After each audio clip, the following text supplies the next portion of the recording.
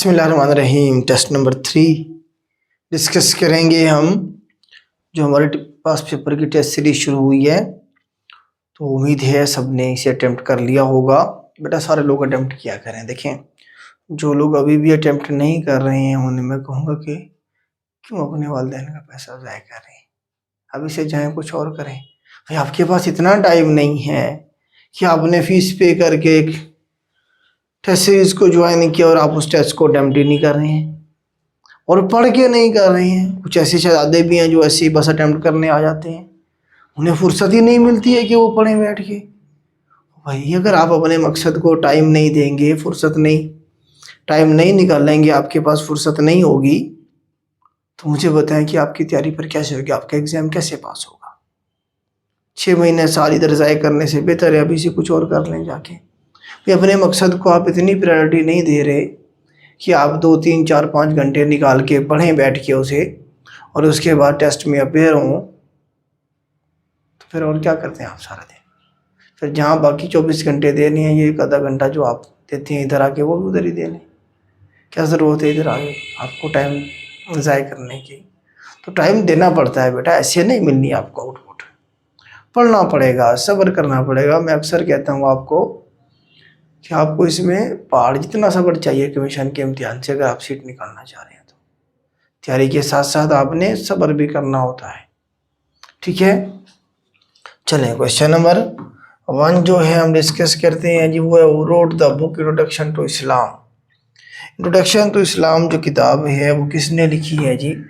वो हमारे पास डॉक्टर मोहम्मद हमीदुल्लाह साहब हैं। इसके हवाले से बस ये ऐसे ही याद रख लीजिएगा, ठीक है। प्रोफेसर डॉक्टर मोहम्मद हमीदुल्लाह साहब, इसके रिलेटेड कोई और सवाल याद करने की ज़रूरत नहीं है। कुछ वैसे ही एज इट इज़ याद रखने होते हैं, कुछ को साथ में थोड़ा बहुत एक्स्ट्रा इन्फॉर्मेशन भी आपने देखनी होती है। जिस तरह गौतम बुद्धा है हमारे पास, तो गौतम बुद्धा के बारे में पूछा गया जी, कब पैदा हुआ जी? 563 BC, 563 BC के अंदर पैदा हुआ। कहाँ? ये जो है नेपाल में। नेपाल में अगर कंट्री पूछा जाए कौन से मुल्क में? नेपाल में। इनका दूसरा नाम पूछा जाता है, ये बुद्धिज्म की बुनियाद रखी है, बुद्ध से बुद्धिज्म, ठीक है। तो ये इनके बारे में इनका दूसरा नाम पूछा जाता है हमारे पास सिद्धार्था। सिद्धार्था या सुखिया मुनि,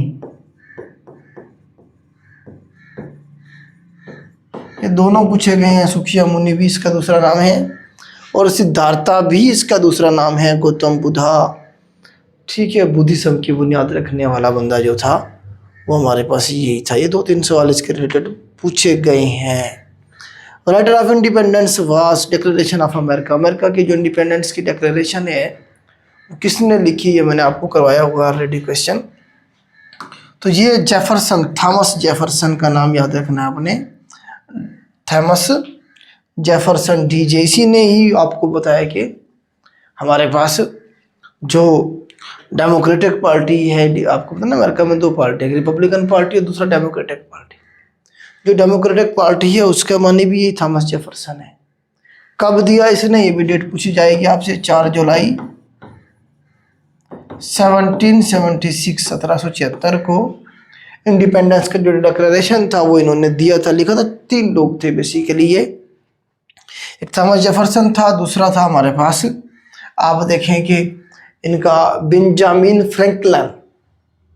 बेंजामिन फ्रैंकलिन साहब थे, वो जो आजकल आप देखते होंगे वो गंजे से जो बैठे होते हैं, डॉलर 100 रुपये का जो डॉलर है उसके ऊपर जो चीज़ की तस्वीर बनी। ये भी सवाल बना है कि 100 रुपये का जो डॉलर है हमारा, उसके ऊपर तस्वीर किसकी है? हमारा नहीं, अमेरिका का। हमारा नहीं है, हमारा तो रुपया है। अमेरिका का जो डॉलर है 100 डॉलर का जो नोट है उस पर बेंजामिन फ्रैंकलिन की तस्वीर है, ठीक है। बेंजामिन फ्रैंकलिन साहब वो हैं जिन्होंने लाइटनिंग रॉड भी इन्वेंट किया था। ये भी सवाल बनता है लाइटनिंग रॉड वाला, ठीक है। तीसरा बंदा इनके साथ मेडिसन साहब थे, जो आगे चल के प्रेसिडेंट भी बनता है, ठीक है। थॉमस जेफरसन भी प्रेसिडेंट बनता है आगे चल के, और वो भी बनता है, ठीक है। आगे चलते हैं। नेक्स्ट क्वेश्चन हमारे पास, which country Arcadia education project has been awarded the prestigious Aga Khan architecture award 2019। तो इसके बारे में एक्स्ट्रा इन्फॉर्मेशन करने की ज़रूरत नहीं है, बस बांग्लादेश का याद रखेंगे। ओके, बांग्लादेश को ये दिया गया 2019 का। COP23 was held in which countries? COP का मतलब है conference of parties. COP conference of parties कहेंगे इसे हम, कॉन्फ्रेंस ऑफ पार्टी। 1995 में इसे शुरू किया गया था पहली दफा, क्लाइमेट चेंज के हवाले से और सस्टेनेबल जो एनर्जी है उसके यूज़ के हवाले से ये बात होती है इसके ऊपर। तो ये जर्मनी में हुई थी। अच्छा, इसकी बुनियाद भी जर्मनी में रखी गई थी, मतलब पहली जब हुई थी 1995 में जर्मनी में हुई थी, और 23 वाले भी जर्मनी में हुई। अभी रिसेंटली कौन सी हुई है, इस सवाल पूछा जाएगा। COP30 हुई है किसमें जी? बेलम ब्राजील, ब्राजील के अंदर हुई है। ब्राजील आपको पता है दुनिया के फेफड़े कहा जाता है ब्राजील को, लंग्स ऑफ द वर्ल्ड। दुनिया को जो ऑक्सीजन की सप्लाई है उसका एक 20 से 25% जो पोर्शन है वो ब्राज़ील से आता है। ठीक है, तो COP30 जो है COP30 ब्राज़ील में हुई है। इससे पिछली जो थी वो अज़रबैजान में हुई थी 29, और उससे पहले वाली UAE में हुई थी 28, और 27 जो थी वो शर्म अल शेख मिस्र में हुई थी। बस आपने दो याद रखनी है, ये वाली 30 और 29 भी कर लेना, अज़रबैजान में बाकू में। आगे चलते हैं। Which movie first shoot in space? तो ये द चैलेंज मूवी है, ये जो रशियन मूवी है बेसिकली है। इसे शूट किया गया 2023 के अंदर। कहाँ? स्पेस के अंदर। ये पहले जो है ना जो आप कहें कि एक फुली मूवी थी जिसे स्पेस में क्या किया गया, शूट किया गया। नेक्स्ट हमारे पास when China join WTO। WTO is abbreviation of world trade organisation. World trade organisation है जी ये हमारे पास। तो ये 1995 में बनी थी, 2001 में इसे चाइना ने ज्वाइन किया था। World trade Organization basically Europe वाले जो थे, राइट विंग वाले जो लोग थे, राइट विंग कह रहा हूँ, हाँ राइट विंग भी कह सकते हैं किसी हद तक, आप इसे कह सकते हैं कैपिटलिज्म वाले जो लोग थे, कैपिटलिस्ट, उन्होंने इसे बनाया 1995 में। 2001 में इसमें चाइना भी शामिल हो गया। ठीक है, इसका जो आप कह लेंगे हेडक्वार्टर जो है वो स्विट्जरलैंड में है। आगे चलते हैं जी। आगे हमारे पास जिग्मी दोरजी वांगचुक। वांगचुक याद रखना है आपने, वांगचुक। इस वक्त जो हमारे असल में ना इसमें भूटान में है बादशाह, इस वक्त भी एक वांगचुक बैठे हुए हैं। जिस वक्त बैठे हुए मतलब उनके जो बादशाह सलामत चलते आ रहे हैं वो वांगचुक उनके साथ लगा हुआ आ रहा है। ठीक है, उसके पीछे थोड़ा बहुत नाम चेंज हो रहा है। तो ये father of which country? Bhutan के फादर है। फादर ऑफ भूटान क्या है? यही बनेंगे भूटान। आपको बताया कि लैंडलॉक कंट्री है, इंडिया और चाइना के दरमियान में है। नगल ट्रम इसकी करेंसी पूछता है, नगल ट्रम। नगल ट्रम इसका, और इसका कैपिटल थिम्फू, थिम्फू। और इसे कहते हैं land of Thunderbolt. Land of Thunderbolt कहेंगे भूटान को।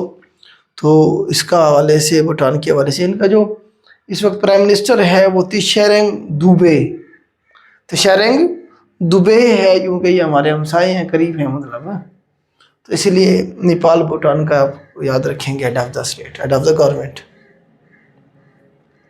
नेक्स्ट हमारे पास है wonder of the world. Taj Mahal है situated in which state?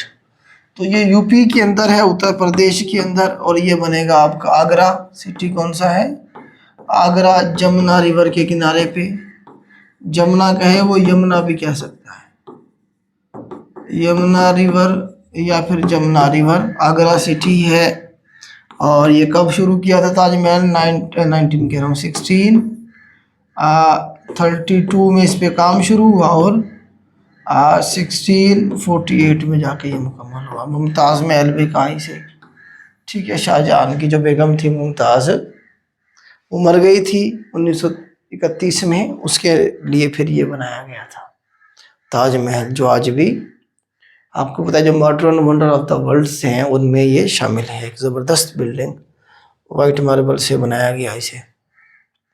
The famous footballer पेली। पेली बड़ा मशहूर फुटबॉलर था, ज़बरदस्त। ब्राज़ील से इसका ताल्लुक था। ब्राज़ील का ना फुटबॉल में बहुत बड़ा नाम है। दुनिया का वाहिद मुल्क है ब्राज़ील जिसने 5 दफ़ा फुटबॉल का वर्ल्ड कप जीता हुआ है। कितने दफ़ा? 5 सवाल बनता है ये।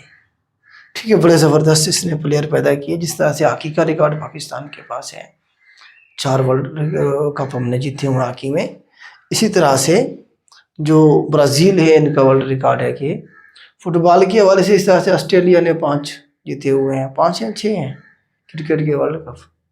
देखिएगा कितनी है वर्ल्ड रिकॉर्ड। देखिए इस तरह से कनेक्ट करके चीज़ों को करते जाएंगे तो हो जाएगा, इतना बड़ा मसला नहीं है। एक तो पहले अपने दिमाग में ये बात बिठा ले कि जो लोग कर जाते हैं वो आपकी तरह के इंसान हैं, वो कोई एलियन नहीं है, वो आसमान से नहीं उतरे हैं जो नंबर लेके शॉर्ट लिस्ट होकर आपसे आके बैठे होते हैं। प्रियॉरिटी का फ़र्क होता है, वो पढ़ते हैं, बैठ के टाइम देते हैं, चीज़ों को अपने अंदाज में करने की कोशिश करते हैं। ठीक है, एक तो आप ये बिल्कुल भी अपने दिमाग से निकाल दें कि जो है ना जी वो कोई और मखलूक है, उनकी कोई और खुराक है, उनका अल्लाह पाक ने दिमाग जो है एक से ज़्यादा बनाए हुए हैं, ऐसा कुछ भी नहीं है। टाइम देना पड़ता है, मेहनत करनी पड़ती है। वो कर गए हैं तो आप भी कर सकते हैं।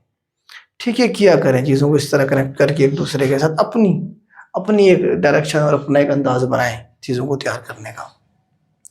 इंडियन ओशन रिम एसोसिएशन जो है इसका हेडक्वार्टर किधर है जी? मॉरिशस में है।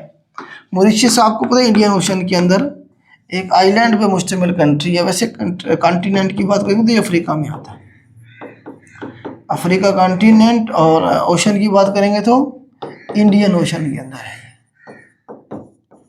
ठीक है, इंडियन ओशन के अंदर है। इसकी पिछले दिनों कैपिटल पूछा हुआ था, पोर्ट लुइस। पोर्ट लुइस जो है इसका कैपिटल है। करेंसी इसकी रुपी है, पाकिस्तान की करेंसी जो रुपी है इसकी भी वही है। हिंदू ज़्यादा है यहाँ पे, क्रिश्चियंस भी हैं, मुसलमान भी हैं। ठीक है, मॉरिशस बड़ा खूबसूरत आप कहेंगे कंट्री, आइलैंड पे मुश्तमिल। व्हाट इज को founder of Apple computer? Apple का आपने सुना होगा, स्टीव जॉब्स का। स्टीव जॉब्स को सुना होगा आपने, ये अकेला नहीं था, इसके साथ स्टीव वुजनेक भी था। नाम मिलते जुलते हैं, कोई कजन शजन होंगे या हो सकता है भाई आपस में। ठीक है, स्टीव जॉब्स के साथ साथ आपने स्टीव वुजनेक भी याद रखना है। ये 2 बंदे, एक और भी था इनके साथ, तीसरा उसका मुश्किल सा नाम था। तो ये 2 बंदे आप जरूर याद रखेंगे। ये क्या थे? को फाउंडर थे किसके? एप्पल कंप्यूटर के।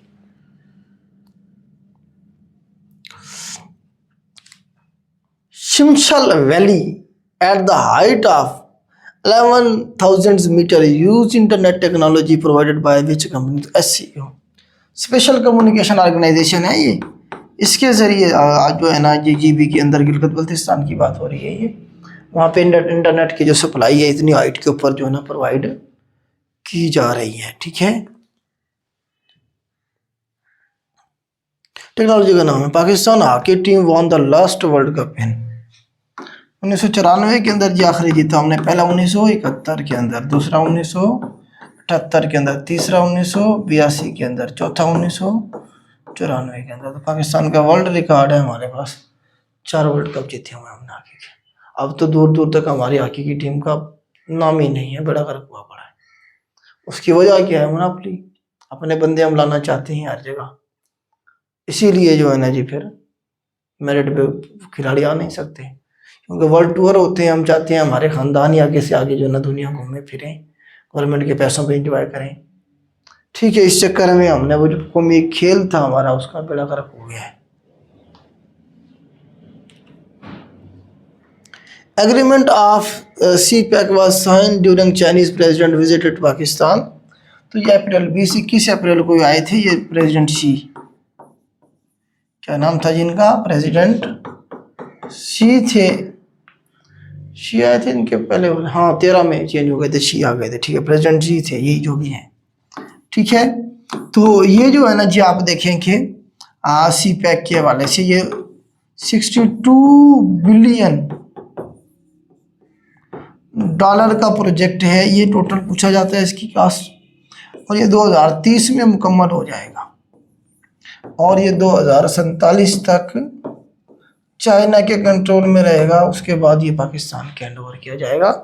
ये दोनों सवाल भी नहीं है, पाकिस्तान के हैंडओवर 47 में होगा, 2030 में ये मुकम्मल हो जाएगा। ठीक है, 15 में ये प्रोजेक्ट शुरू हुआ था, 2015 के अंदर नवाज शरीफ साहब की गवर्नमेंट में। चले जी आगे चलते हैं।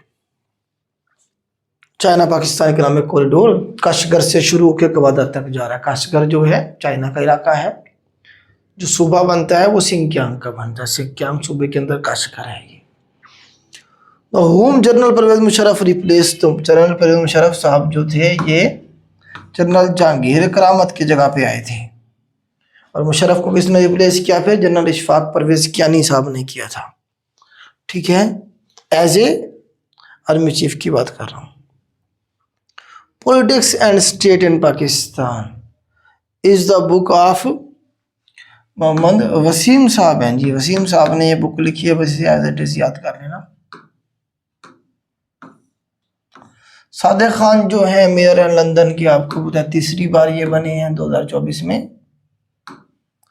ये थर्ड टाइम बने हैं बेटा, तीसरी बार बने हैं ये।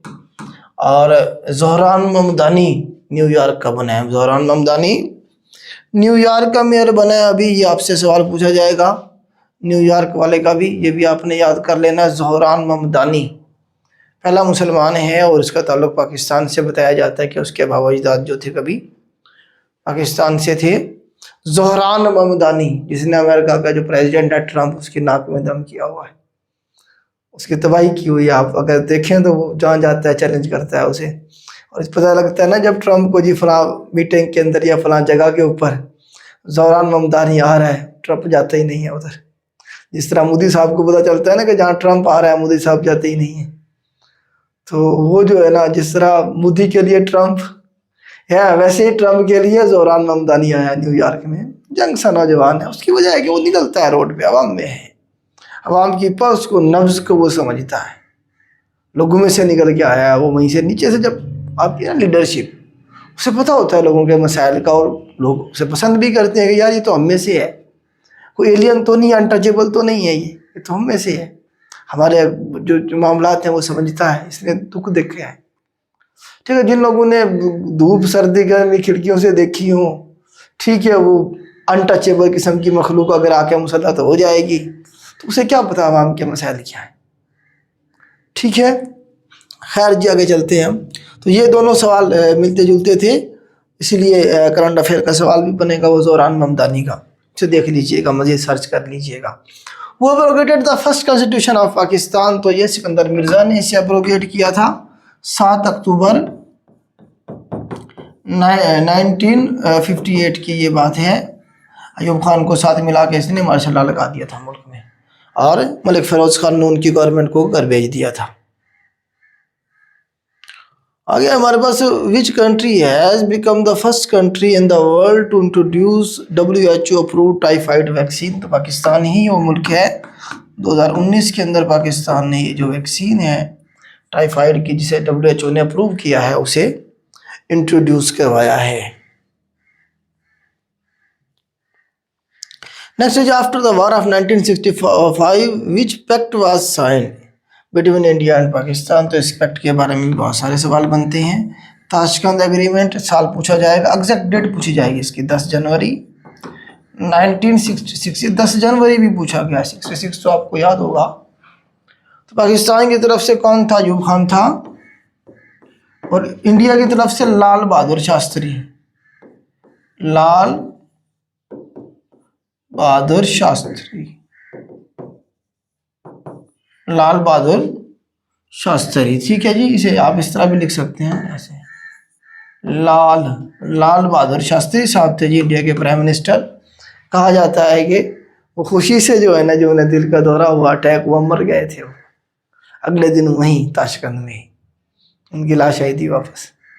ठीक है, क्योंकि हमने टेबल पे जंग हार दी थी, ग्राउंड में हमने जंग जो जीती हुई थी।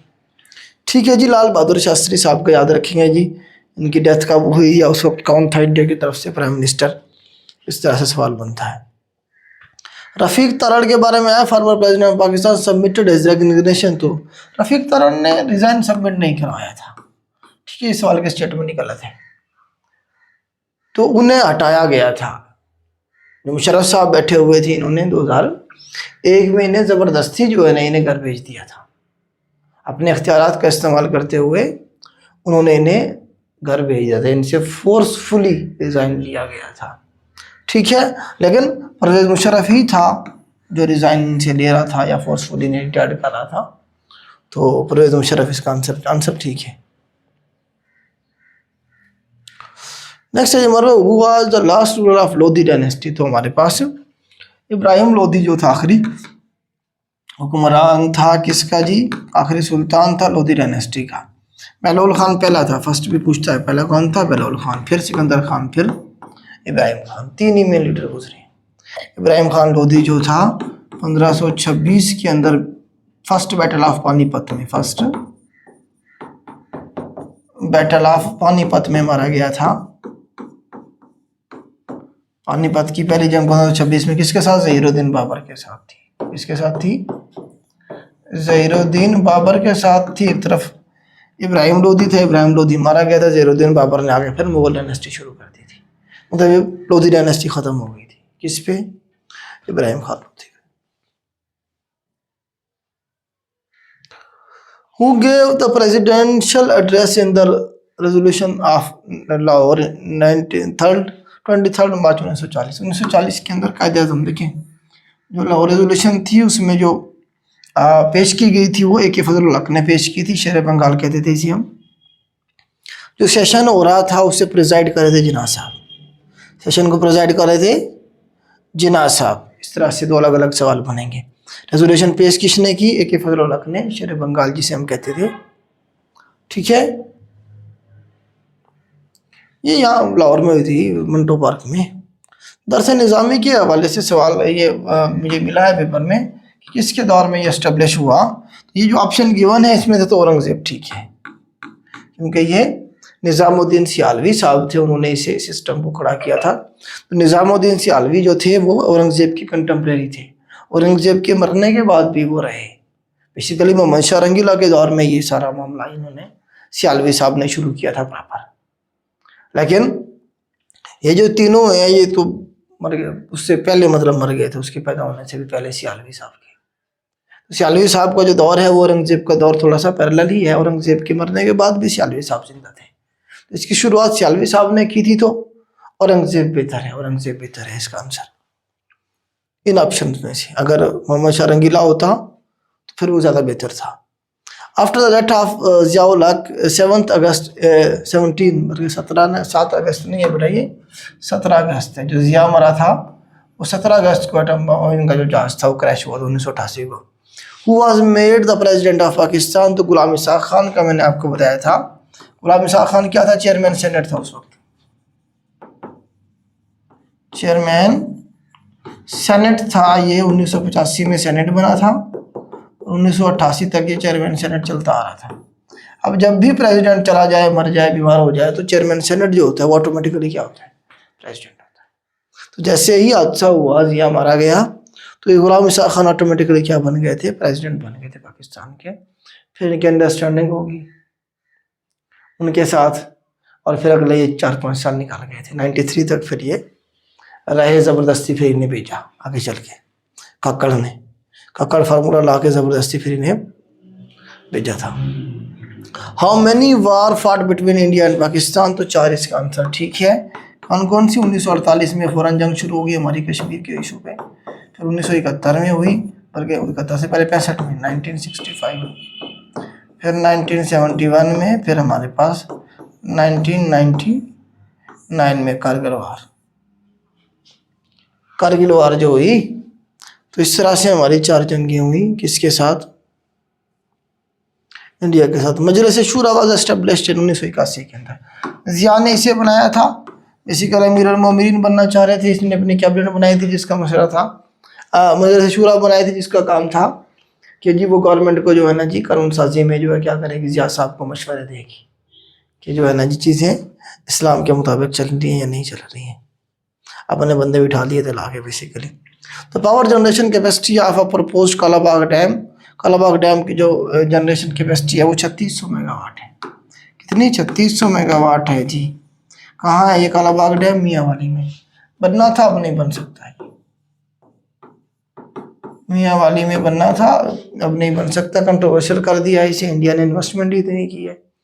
अब देखें ना, डैम के लिए हम क्या होता है, ये हमारा दरिया जा रहा है, दरिया जा रहा था, हमें डैम बनाने के लिए पता है क्या करना पड़ता है, यहाँ से इतनी सारी ज़मीन लेके उसके चारों तरफ दीवार बनानी पड़ती है, ऐसे करके मजबूत किस्म की दीवार के पानी स्टोर हो सके उसके अंदर। और फिर यहाँ क्या लगा दिए जाते हैं, हर्डल्स, रुकावट पट्टे लगा दिए जाते हैं, जैसे पानी रोक दिया जाता है। फिर यहाँ टरबाइन लगा दी जाएगी, यहाँ से पानी जो एक्स्ट्रा गिरेगा टरबाइन के ऊपर, टरबाइन चलेगी और बिजली पैदा होगी। ये डैम का स्ट्रक्चर बताया मैंने आपको। अब जो कालाबाग डैम है, अब ये ज़मीनें इतनी सारी ज़मीन खरीदने पे गवर्नमेंट का पैसा लगता है, फिर उसकी दीवारें बनाने पे कई साल और कई हज़ार अरब रुपए लगते हैं। खर्चा तो यही है, बाकी तो आपने सिर्फ रास्ता बंद करना और टरबाइन लगानी है, ये तो खर्चे ही कोई नहीं है। अब जो कालाबाग डैम है, कुदरती तौर पे अल्लाह पाक ने जो है ना जी, आप देखें इस तरह की लोकेशन में है कि इधर भी पहाड़ मौजूद हैं ऑलरेडी, इधर भी मौजूद है, मतलब ये दीवार बनाने का खर्चा ही कोई नहीं है हमारा, सिर्फ हमने टरबाइन लगानी थी और उसके बाद बिजली पैदा करनी थी। पिछले 70 सालों में हम ये टरबाइन नहीं लगा सके, उसे कंट्रोवर्शियल कर दिया गया पॉलिटिकली। सिंध वाले कहते हैं हमारी लाशों पे बनेगा, केपी वाले कहते हैं जी हमारी लाशों पे बनेगा, केपी डूबने का खतरा है, कभी अगर खुदा ना खास्ता टूटेगा तो केपी की तरफ पानी जाएगा। और भाई जब टूटेगा तो तब होगा ना, अभी तो जो डैम बनाया जाता है वो ऐसे थोड़ी बनाया जाता है कि टूट जाएगा।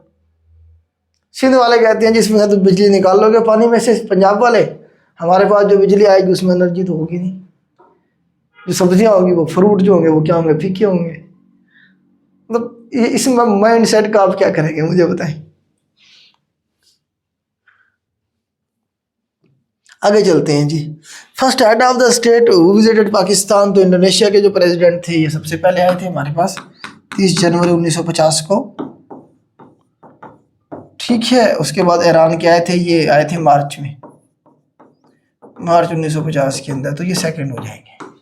फर्स्ट प्रेसिडेंट ऑफ इंडोनेशिया, ठीक है। अगर हेड ऑफ द स्टेट की बात करें तो यहाँ उसने में से first head of the state के बजाय प्रेसिडेंट कहना चाहिए था यहाँ, फर्स्ट प्रेसिडेंट विजिटेड पाकिस्तान, ठीक है। और हेड ऑफ द स्टेट में सबसे पहले अमीर कुवैत के बारे में आता है कि वो सबसे पहले आए थे, वो हेड ऑफ द स्टेट में आ जाएंगे, वो प्रेसिडेंट नहीं थे।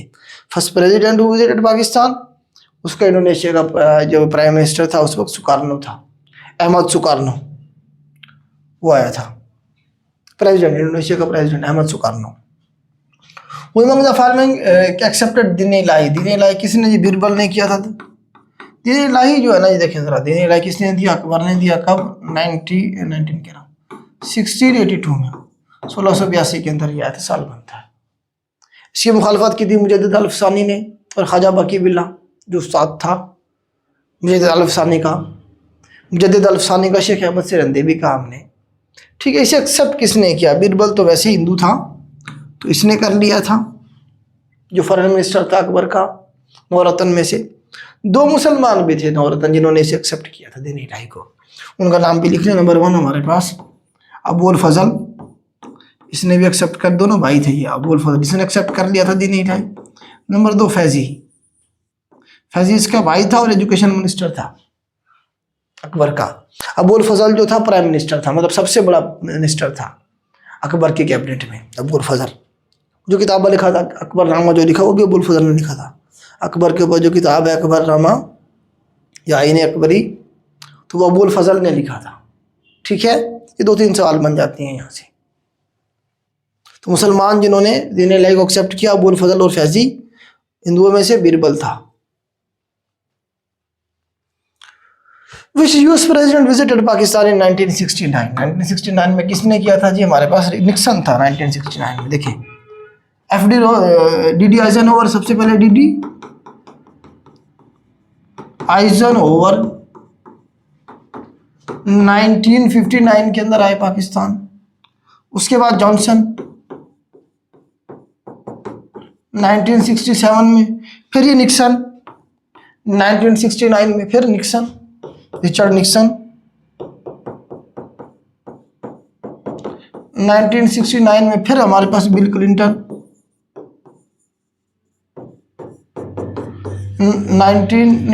2000 में, और फिर बुश जूनियर 2006 में। अब अंदाज़ा लगाएं, ये जो साल देखें सारे आर्मी की डिक्टेटरशिप का दौर है। 59 में भी अयूब बैठा हुआ है, 67 में अयूब बैठा है, 69 में भी अयूब और याया आ गया बाद में, इधर मुशर्रफ बैठा है, इधर मुशर्रफ बैठा है। एक भी जमहूरी हुक्मरान के दौर में अमेरिका के प्रेसिडेंट पाकिस्तान में नहीं बता रहे।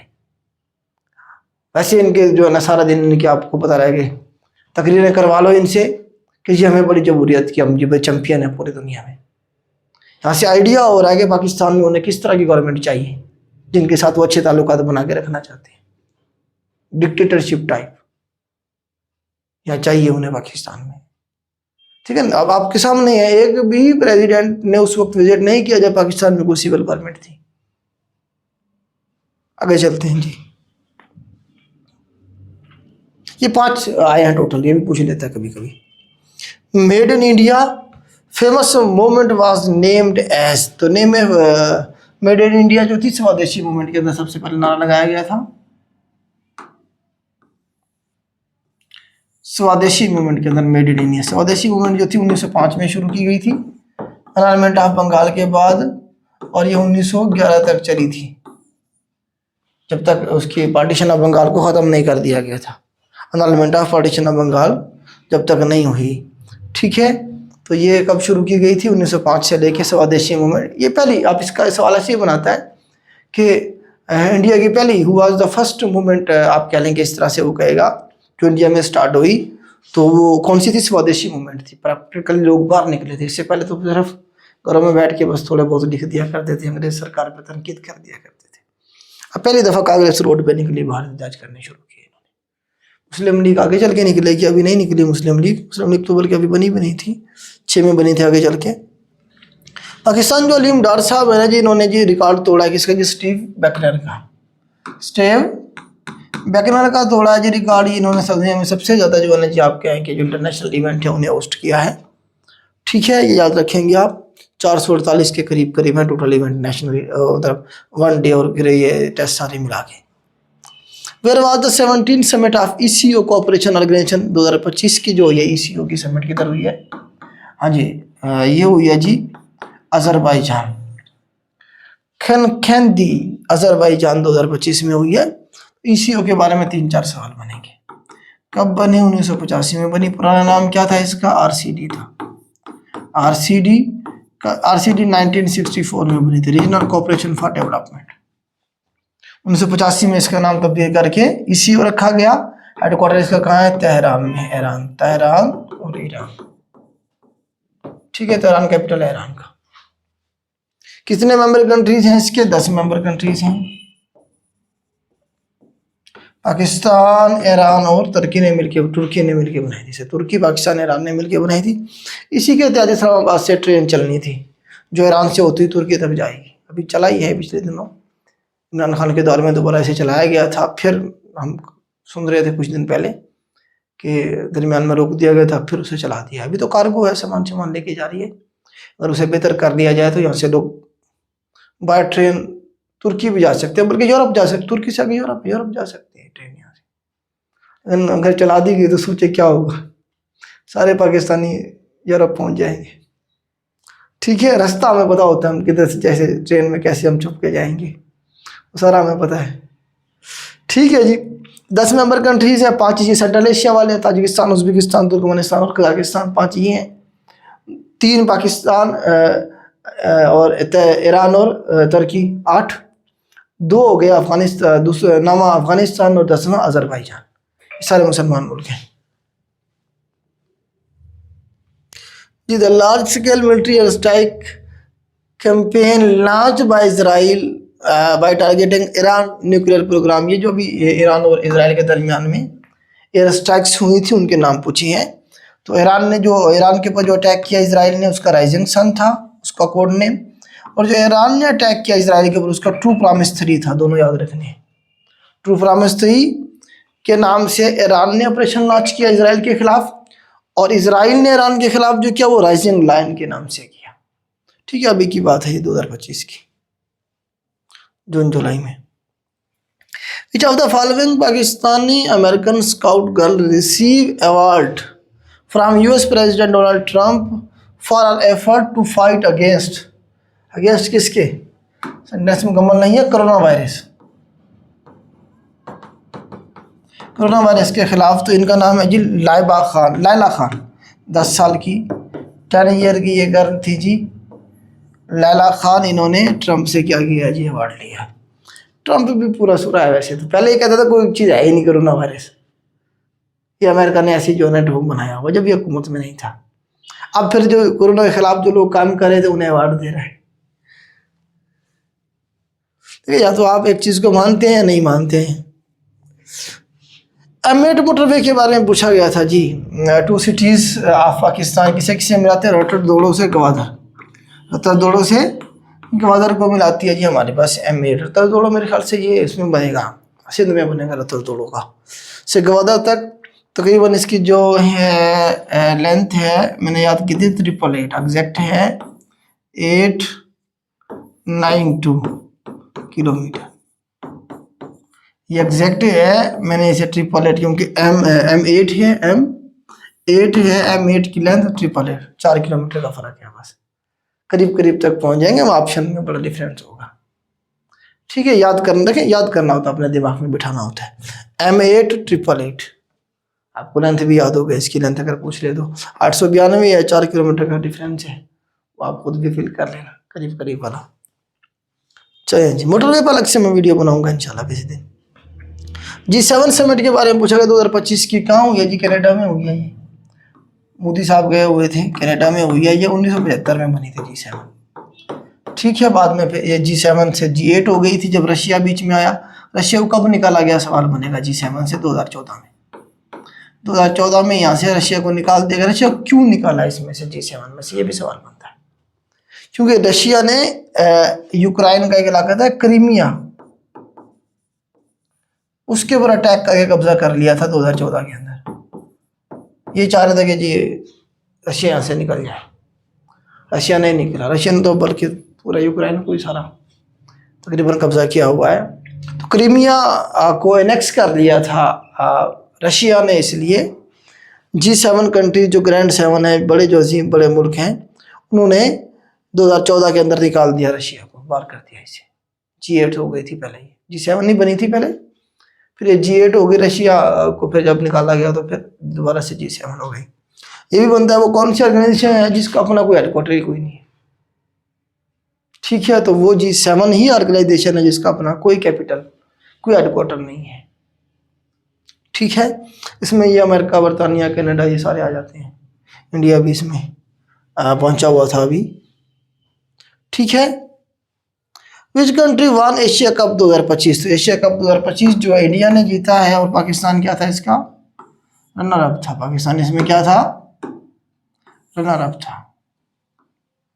विनर कौन है? इंडिया है। पाकिस्तान क्या था? रनर अप था। ये भी दुबई में हुआ पिछले। नेक्स्ट है water percentage in plasma is. तो प्लाज्मा का मतलब यहाँ पे ब्लड प्लाज्मा की बात हो रही है। ठीक है, तो कितना होता है जी? 90% होता है, 90% होता है ब्लड प्लाज्मा के अंदर जो पानी है उसकी परसेंटेज की पूछा उसने। नेक्स्ट है who invented the steam engine? तो ये जेम्स वाट है। जेम्स वाट साहब का ही आप करेंगे, यही वो बंदा है जिसने स्टीम इंजन बनाया था। इसके बाद एक इनकलाब आया था पूरी इंडस्ट्री में ना, स्टीम इंजन से चीज़ों को जो है इंजन के जरिए धकेल के, पहले लोग धकेल के ले जाते थे, अब इंजन धकेल के लेके जा रहा था, खींच के लेके जा रहा था बल्कि। अगर dash is male part of a flower, तो हमारे पास एंड्रोशियम जो है ये क्या है जी? मेल पार्ट है, और गैनोशियम जो है ये फीमेल पार्ट है। गायनी के जो डॉक्टर होते हैं वो किसके होते हैं? फीमेल के ही होते हैं। गायनी का लफ्ज यूज किया था फीमेल का। फीमेल पार्ट गैनोशियम हो जाएगा हमारे पास, और एंड्रोशियम क्या हो जाएगा हमारे पास? ये मेल पार्ट हो जाएगा फ्लावर का। अभी उसने मेल पार्ट पूछा, फीमेल पार्ट पूछ लेगा। विच of the following is the unit of length? तो लेंथ का यूनिट है अंगस्ट्रम। अंगस्ट्रम के बारे में आता है कि छोटे छोटे जो डिस्टेंस है ना वो मेजर करने के लिए होता है, वेरी स्मॉल डिस्टेंस मेजर करने के लिए। तो एक जो अंगस्ट्रम होता है वो 10 की ताकत -10 मीटर के बराबर होता है, मतलब बिल्कुल छोटा सा जो डिस्टेंस होता है, नैनोमीटर से भी आगे की बात है। ठीक है जी। Largest part of human brain cerebrum, बरम मैंने बताया था आपको, सेरिबरम याद करेंगे आप, बलम नहीं, इसमें बच्चे कंफ्यूज होते हैं दोनों के अंदर, बलम नहीं, बरम, बरम, डरम, ठीक है। बड़ा जो पार्ट है वो कौन सा है, बरम है, cerebrum. The following is used in balloon and airships, तो हीलियम की गैस को इस्तेमाल किया जाता है क्योंकि हल्की है, हाइड्रोजन इससे भी हल्की है, हाइड्रोजन को हम यूज नहीं करते बल्कि हीलियम को यूज करते हैं, ठीक है।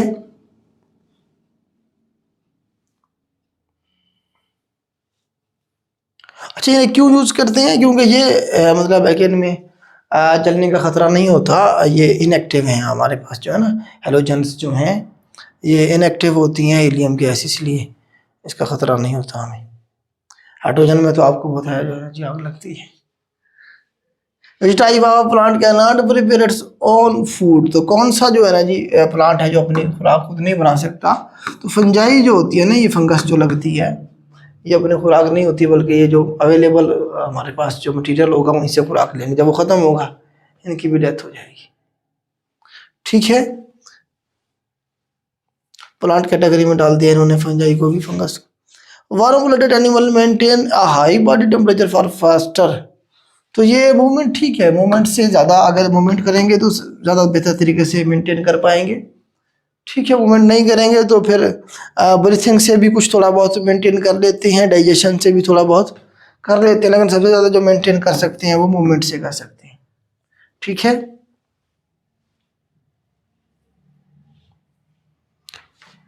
Density is lowest at the surface where the water is the warmest, as depth increase there is a region of rapidly increasing density with increasing depth which is called, जी इसके लिए ये term use की गई है पाइनोक्लाइन। पाइनोक्लाइन जो है मतलब ये है कि वो ये कहना चाह रहा है कि जब पानी ऊपर से गर्म होगा उसकी डेंसिटी, उसका जो वजन होगा वो कम होगा, डेंसिटी उसकी कम होगी, जैसे जैसे आप नीचे की तरफ चले जाएंगे पानी ठंडा भी होता चला जाएगा, उसकी डेंसिटी भी बढ़ती चली जाएगी। मैक्सिमम जो डेंसिटी होती है वाटर की वो -4 डिग्री सेंटीग्रेड पे होती है, कहाँ ये भी सवाल बना है, -4 डिग्री सेंटीग्रेड के ऊपर मैक्सिमम डेंसिटी होती है वाटर की, उसके बाद फिर दोबारा से कम होना शुरू हो जाती है, फिर बर्फ़ बनना शुरू हो जाती है ना, बर्फ़ वैसे पानी से हल्का होता है। चलें जी आगे जी, मतलब when water freeze it expand in volume by 9%, ठीक है। पहले 1/10 आपने पढ़ा होगा, ये भी ठीक है अगर ये वाले ऑप्शन ना हो परसेंटेज में, ठीक है। 1/10 तो 10% बनता है, तो ऑप्शन में अब एग्जैक्ट जो है वो 9% बनता है, 1/10 को आप छोड़ दीजिए। हाँ ये ना हो 1/10, 1/20, 1/30 इस तरह से ऑप्शन हो, फिर आप करीब वाला जो 1/10 है उसे भी ठीक कर देना। Which of the following keyboard shortcut key is used to switch between open app and window 10, तो इसके लिए हम alt plus tab की जो है वो यूज करते हैं, किसके लिए जी, to switch between open app and window 10, open app जो है उनमें से आपने स्विच करना है तो alt plus tab की शॉर्टकट की यूज करेंगे। A character that is raised and smaller above the baseline is known as superscript. Superscript और सबस्क्रिप्ट के बारे में सवाल काफ़ी सारे बनते हैं। देखिए मैंने लिखना है ऐसे X square plus Y square, equation लिखनी पड़ गई है, दो को मैं ऊपर लेके गया हूँ, जो ऊपर लेके गया हूँ इस तरह से जो मैंने लिखा है ये सुपरस्क्रिप्ट है। सुपरस्क्रिप्ट में हम जो कंडीशन है ना रेज्ड ऊपर क्या है, smaller above the baseline, baseline ये थी इसे ऊपर ले गए, तो ये क्या है हमारे पास सुपरस्क्रिप्ट है। और इसमें हम क्या करते हैं, इसकी शॉर्टकट की पूछता है वो control plus shift plus equal की जो शॉर्टकट की है ये यूज करते हैं हम इसके लिए, सुपरस्क्रिप्ट के लिए। सबस्क्रिप्ट में हम जैसे H2O लिखता हूं मैं, H2O, दो को अब नीचे ले जाना पड़ा हमें, इसमें हो गएगा स्मॉलर या लोअर नीचे की तरफ, ठीक है। ये आपका क्या सबस्क्रिप्ट है, इसकी शॉर्टकट की हमारे पास कंट्रोल प्लस इक्वल हो जाएगा, पूछिए उसके बारे में, आपको बताओ ना ये सबस्क्रिप्ट और सुपरस्क्रिप्ट है क्या, और उसके बाद उनकी शॉर्टकट की। Which type of malware is a program are piece of code that is loaded on to a person's computer without his knowledge and run against his wishes. तो वायरस जो है ये इंसान की ख्वाहिश के मतलब है कि मेरा सिस्टम अगर है तो मेरे मुझसे पूछे बगैर मैं नहीं चाहता कि मेरे सिस्टम में आई सॉफ्टवेयर या मतलब है कि प्रोग्राम वो आ जाएगा खुद ब खुद आगे बैठ जाएगा और सिस्टम में डिस्टर्बेंस शुरू कर देगा। एक तो ये मल्टीप्लाई होता रहेगा, दूसरा ये जो मेरे काम करने के जो स्पीड है उसे रोक देगा, ठीक है, या उसमें मसाइल क्रिएट करना शुरू कर देगा। वायरस आ जाएगा हमारे पास जो इसमें इसने क्या कहा है, विदाउट नॉलेज, आपके नॉलेज में भी नहीं होगा, ये आ जाएगा रन अगेंस्ट द विशेज, हमारी ख्वाहिश के मुताबिक। हम चाह रहे हैं कि जो है ना कमांड दें कंप्यूटर को, जो है ना टाइप करे, वो प्रिंट करें, वो कुछ और ही करना शुरू कर देगा, ठीक है। तो ये क्या आ गया है, वायरस आ गया है। Which of the following is the correct HTML tag for the largest size in heading? H1 जो है हेडिंग के लिए यूज होता है, पूछता है ये हेडिंग के लिए या लार्जेस्ट साइज जो उसमें हमने डालना हो, तो ये बेसिकली 6 हमारे पास होते हैं tags HTML, H1, H2, H3, H4, H5, H6। तो हर एक का अपना अपना फंक्शन होता है। तो H1 को आप याद रखेंगे, एक तो ये हेडिंग शेडिंग जब आपने देनी होती है उसके लिए यूज होता है, तो जिसमें आपने लार्जेस्ट साइज रखना हो उसके लिए होता है, ठीक है। टाइटल के लिए भी आप कह सकते हैं इसे, टाइटल हेडिंग के बजाय टाइटल भी कह सकता है वो। शॉर्टकट की use to previewing the page before the print. हाँ जी, प्रिंट प्रीव्यू शॉर्टकट की कह लें आप इसे, Ctrl+F2 यूज करते हैं हम एक्सेल के अंदर, Ctrl+F2 प्रिंट प्रीव्यू, ठीक है, रिपीटेड है। मतलब प्रिंट प्रीव्यू में क्या होता है, आप प्रिंट करने से पहले ना पूरा का पूरा प्रीव्यू देख लेते हैं कि जो प्रिंट होने के बाद हमारा डॉक्यूमेंट ऐसा दिखेगा, ठीक है। अब proxy server is used for which of the following. तो प्रॉक्सी जो सर्वर है, आपको पता है प्रॉक्सी आप किस वक्त लगाते हैं, तो सिक्योरिटी अगेंस्ट अनऑथराइज्ड यूजर्स।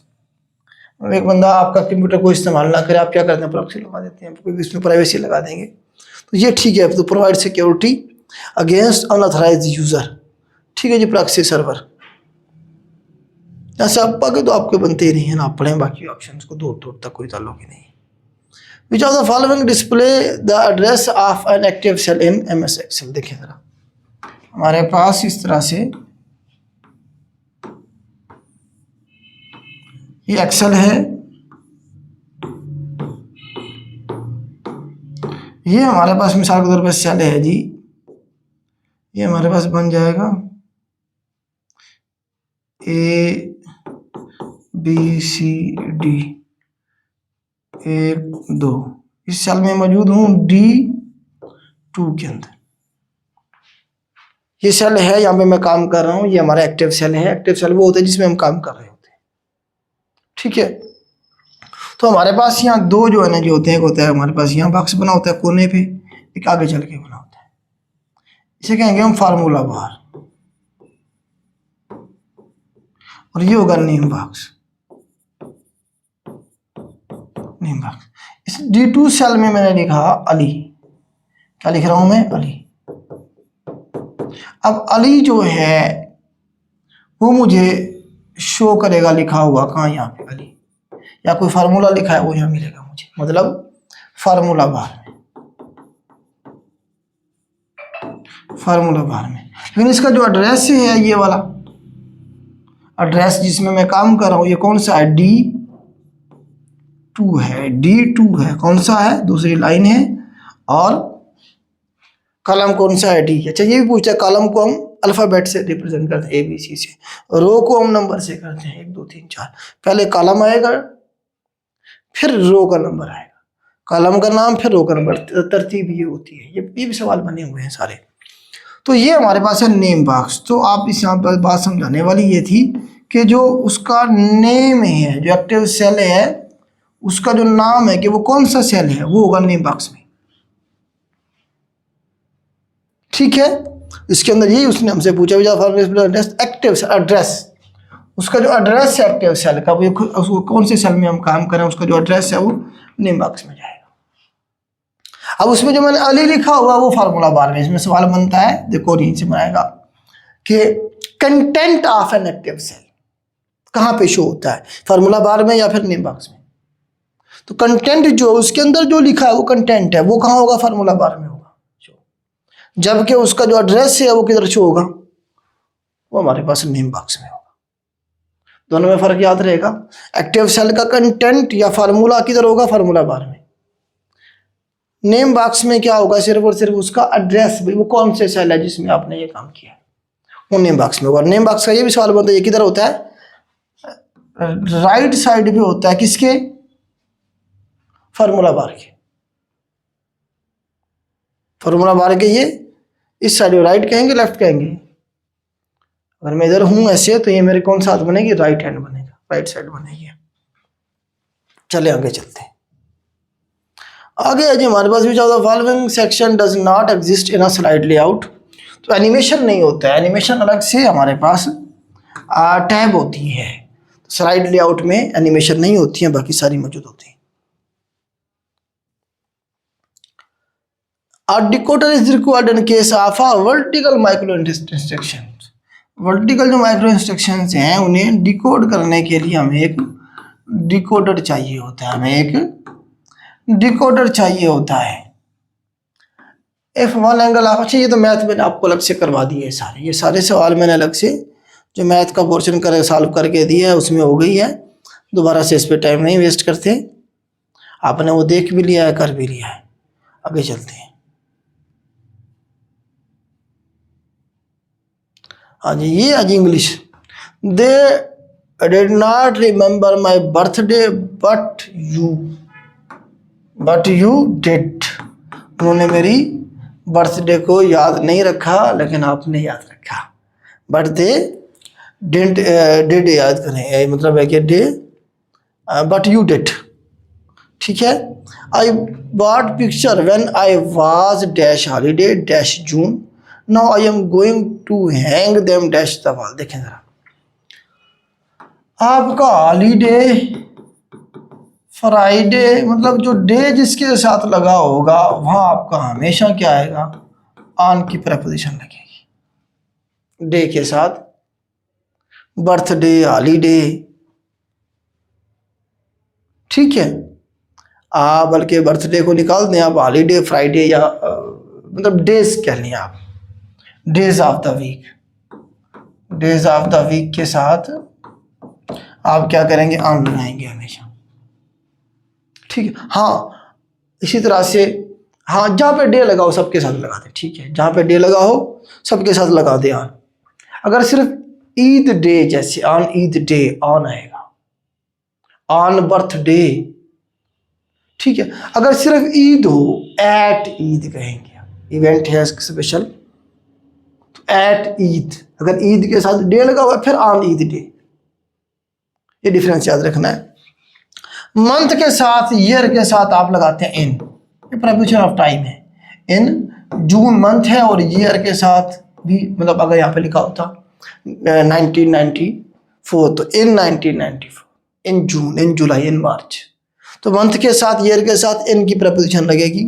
ठीक है। तो हमारे पास ऑन, उसके बाद इन, उसके बाद फिर हमारे पास hang them on the wall होता है, हमेशा ऑन द वॉल होता है। तो ऑन, इन, ऑन, ये वाला ऑप्शन जो है ठीक रहेगा।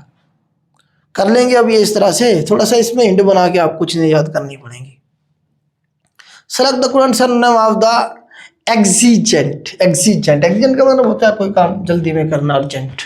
ठीक है जी, अर्जेंट इसका सही बनेगा सैनोनिम, माइनर, ट्रैवल, ये तो नहीं बनता।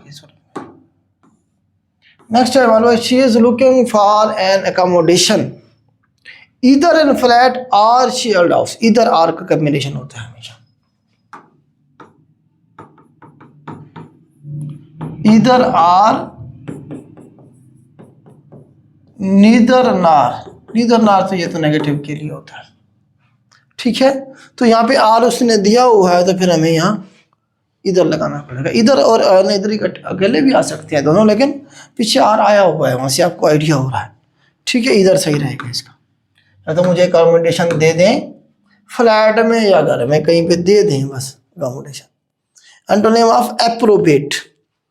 एप्रोबेट का होता है इजाजत देना, अलाउ करना। एप्रोबेट अलाउ करना,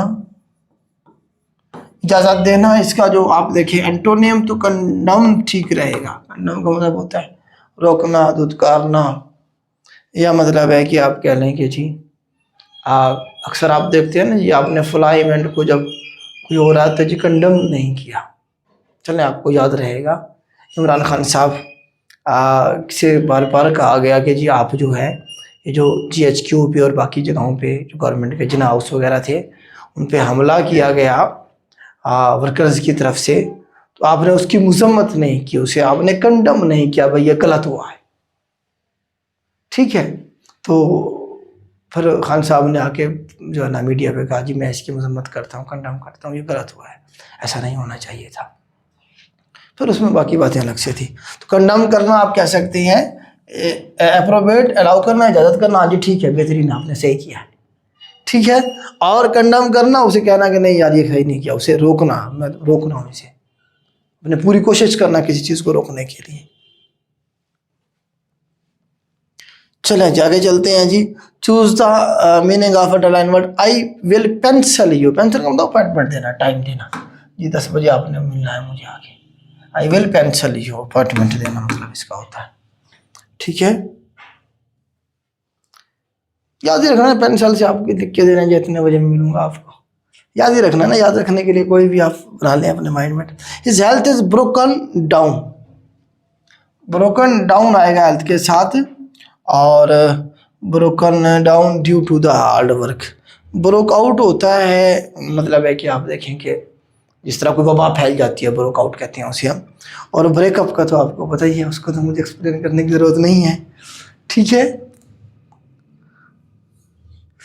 जी। Prepare your self for the worst, ये काफ़ी दफ़ा रिपीट हुआ है, be prepared for the worst. देखिए दो काम करते हैं, एक मैंने कहा था हमने हेल्पिंग वर्ब पे इजाफा करा, तो दूसरा वर्ब की तीसरी फॉर्म लगानी होती है।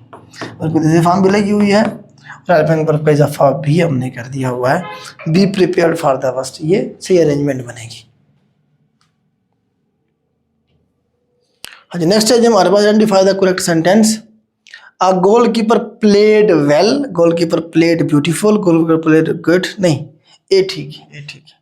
गोलकीपर प्लेड वेल, गोलकीपर है अच्छा अच्छा खेला, अच्छा परफॉर्म किया।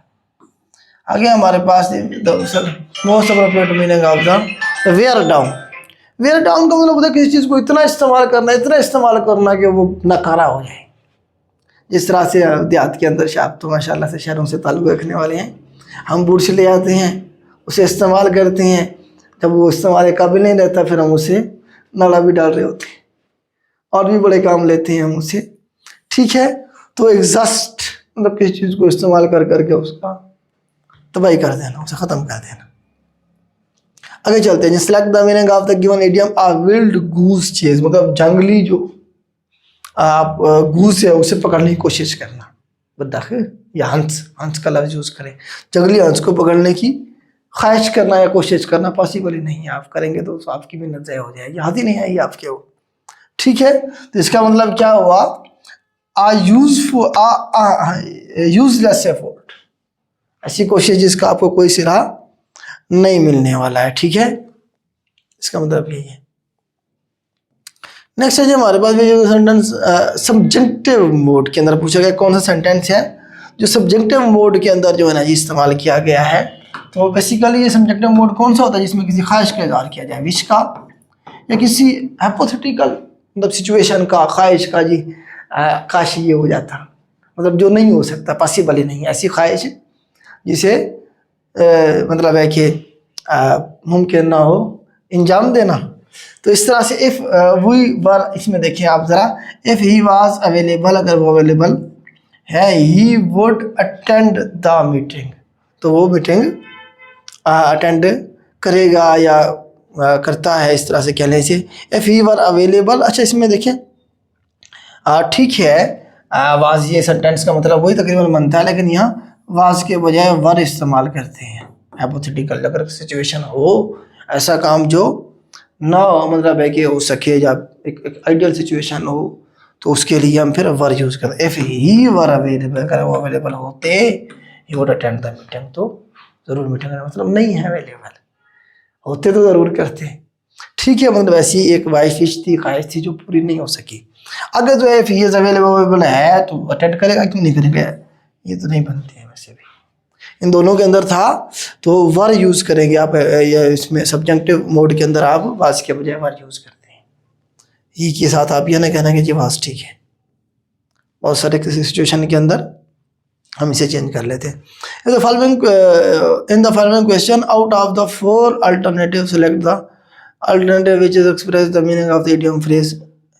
Eager beaver. ईगर बीवर होता है किसी चीज को जो है जी करने का पूरा जोश जज्बा, ठीक है। इसके लिए लफ्ज यूज किया एक्सट्रीमली इंथुसिस्टिक बनेगा, इंथुसिस्टिक बनेगा ये, ठीक है। एक्सट्रीम बहुत ज्यादा पुरजोश होना किसी काम को करने के लिए, तो इसका मतलब यही होता है। बाद दफ़ा से आपने इनके मीनिंग याद करने की कोशिश करनी है, लिख लिख के करना है। अगर नहीं याद हो रहा लिखना है, एक पेज के ऊपर लिख लें जो इसमें से सवाल आपको नहीं याद हो रहे, उसे फिर रिवाइज करें 2 3 4 5 बार, ठीक है। कोई ना कोई इंड बना के दिमाग में रखे, याद हो जाएगा। कौन सा रॉकेट साइंस है। इनकॉन्स इस तरह से इसे पढ़ेंगे आप, पढ़ लीजिएगा।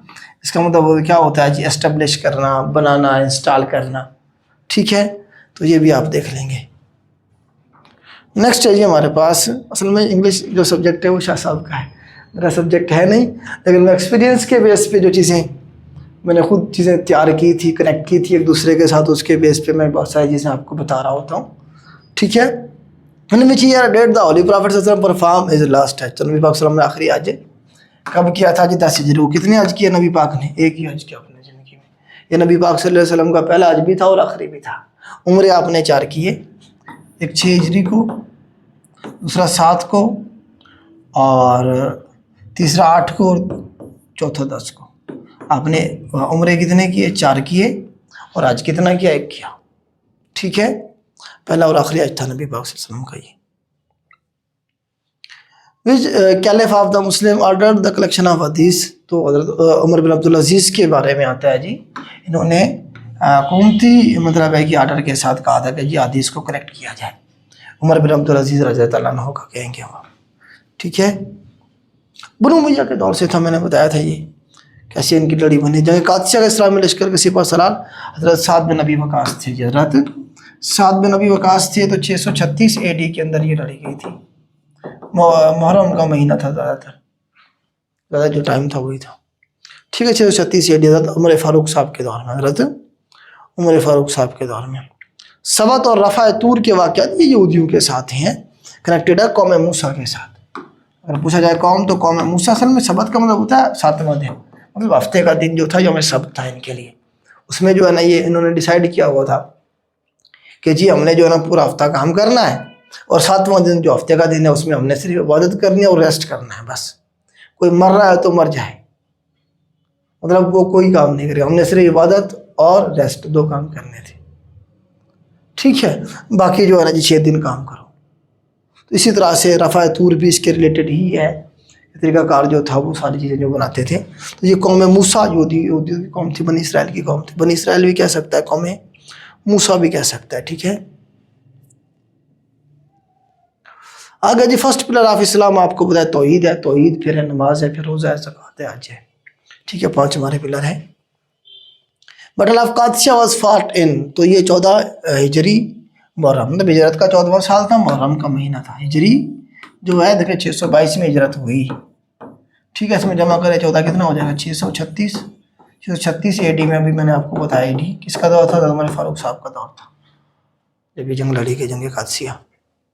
हज़रत साद बिन अबी वक़ास क्या थे? इसके सिपह सलार थे, जिन्हें फ़ातिह ईरान भी कहते हैं। पूछता है सवाल, फ़ातिह ईरान किसे कहेंगे? हज़रत साद बिन अबी वक़ास को कहेंगे। कमर तोड़ दी थी ईरानियों की इन्होंने, मेन जंग यही थी जिसके बाद ईरानी फिर खड़े नहीं हो सके। ईयर ऑफ डेपुटेशन कहा गया आमुल वफूद, उर्दू में क्या कहेगा इसे? वो आम कहते हैं साल को, अल वफूद वफद, पूरी दुनिया से वफद आ रहे थे। 9 हिजरी की बात है, फतेह मक्का हो गया था, रियासत मदीना की बुनियाद रखी गई, पूरी दुनिया से वफूद आ रहे थे नबी पाक सल्लल्लाहु अलैहि वसल्लम से मिलने के लिए। आप सल्लल्लाहु अलैहि वसल्लम उन्हें एंटरटेन कर रहे थे, उनके हाथ पे उनसे बैत ले रहे थे, ठीक है। तो इस तरह जो रियासत मदीना नबी पाक सल्लल्लाहु अलैहि वसल्लम ने बनाना शुरू की थी 8-9 साल पहले, उसका अब जो एक स्ट्रक्चर था वो खड़ा हो गया हुआ था। तो आप सल्लल्लाहु अलैहि वसल्लम बहुत ज़्यादा मसरूफ़ थे, आप सल्लम हज पे भी नहीं जा सके थे इस साल 9 हिजरी को। हज़रत अबू बकर सदीक साहब को अपने अमीर हज बना के भेजा था 300 सहाबा कराम के साथ। क्यों? क्योंकि मक्का और मदीना के दरमियान में कई महीनों का सफ़र था। अब जो आया किसी दूसरे मुल्क से, शाम से, कहीं और से मिलने के लिए नबी पाक से वफूद आए हैं मुख्तलिफ मुल्कों के, अब वो महीना 2 महीना तो इंतज़ार नहीं कर सकते ना कि नबी पाक आएंगे तो जो उनसे हमारी मुलाकात होगी। इसलिए नबी पाक सल्लल्लाहु अलैहि वसल्लम ने जो हज था वो करने के लिए भी नहीं, हज फ़र्ज हो गया हुआ था, अबू बकर सिद्दीक़ साहब को भेजा था आपने कि आप जो है सहाबा कराम को लेकर जाए, हज करवा के आए। तो आप सल्लल्लाहु अलैहि वसल्लम खुद मदीना में रहे थे, ठीक है, इसीलिए अमल वफूद कहा गया। इस साल को वफद आ रहे थे पूरी दुनिया से। हज़रत यूनुस अलैहिस्सलाम जो है ना जी, कितने साल रहे जी? 40 दिनों तक रहे। 40 साल, कितने साल नहीं, 40 दिनों तक माँ के उसके मछली के पेट में रहे। 3 दौरे में थे, रात का अंधेरा, पानी का अंधेरा, फिर मछली के पेट, बेली ऑफ द फिश। इसीलिए हज़रत यूनुस अलैहिस्सलाम क्या कहते हैं? ज़ुन्नून कहेंगे, और दूसरा इसके कहेंगे इन्हें साहिब अल-हूत, साहिब अल-हूत। इसका मतलब क्या इंग्लिश में? वो लॉर्ड ऑफ द फिश कहेंगे, लॉर्ड ऑफ द फिश कहेंगे। ये सवाल बना है, लॉर्ड ऑफ द फिश किन्हें कहेंगे? हज़रत यूनुस अलैहिस्सलाम को लॉर्ड ऑफ द फिश या साहिब अल-हूत या ज़ुन्नून कहेंगे। नैनवा में ये तशरीफ़ लाए थे। कहाँ? नैनवा में। नैनवा जो है इराक के अंदर था। वाहिद कौम थी यूनुस अलैहिस्सलाम की जिन्हें तौबा करने के ऊपर इनके ऊपर से अज़ाब टाल दिया गया था। ठीक है, इसका वाक़या वो सारा मैंने बताया है। इन which surah wazu and tayammum were mentioned in the holy Quran. तो आपको पता है सूरा अल माइदा जो है सफाई सुथराई के दस्तरखान, मेरे ख्याल से इसका मतलब भी ये दस्तरखान ही बनता है शायद माइदा का। तो मतलब है कि आप देखें कि सफाई के जो मामलात हैं वो सारे सूरा अल माइदा में बताए गए हैं। वज़ू हो गया, तयम्मुम हो गया, ठीक है, और दस्तरखान के हवाले से चीज़ें जो हैं सारी वो इसी में मौजूद हैं। जजिया का मतलब क्या होता है? पोल टैक्स होता है नॉन मुस्लिम्स के ऊपर, आप कह लें इसे पोल टैक्स वाला पोर्शन, ठीक है। और कुत्ते को घी हज़म नहीं होता, मतलब कम ज़रफ़ आदमी को कोई चीज़ मिल जाए तो उससे फिर वो मतलब है कि बर्दाश्त नहीं होती, उसे संभाली नहीं जाती। तो किसी को कम ज़रफ़ को कोई अच्छी चीज़ मिल जाए तो उससे वो संभाली नहीं जाती, ठीक है। उसके बाद है ये खालिस्तान जो है सजाद हैदर यल्दरम। मेरा एक दोस्त है जिनका नाम था सज्जाद, तो मैंने इसे याद किया था कि सज्जाद साहब जो हैं वो ख्यालों में रहते हैं, ठीक है। सज्जाद मतलब याद ही कर रहे हैं ना सवाल आपका, सवाल को आपने दिमाग में बिठाना है। इससे क्या हो गया? दोस्त के नाम से खालिस्तान याद रह गया, ठीक है।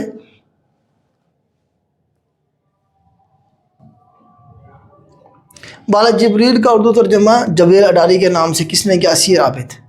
Asir Abid, Asir Abid, Asir जो हैं ये जो है ना, असीर आबिद कह लें, आबिद असीर कह लें, जिब्राइल अडारी के नाम से बाला जिब्रील का तर्जमा किया था इन्होंने, आबिद असीर ने या असीर आबिद ने।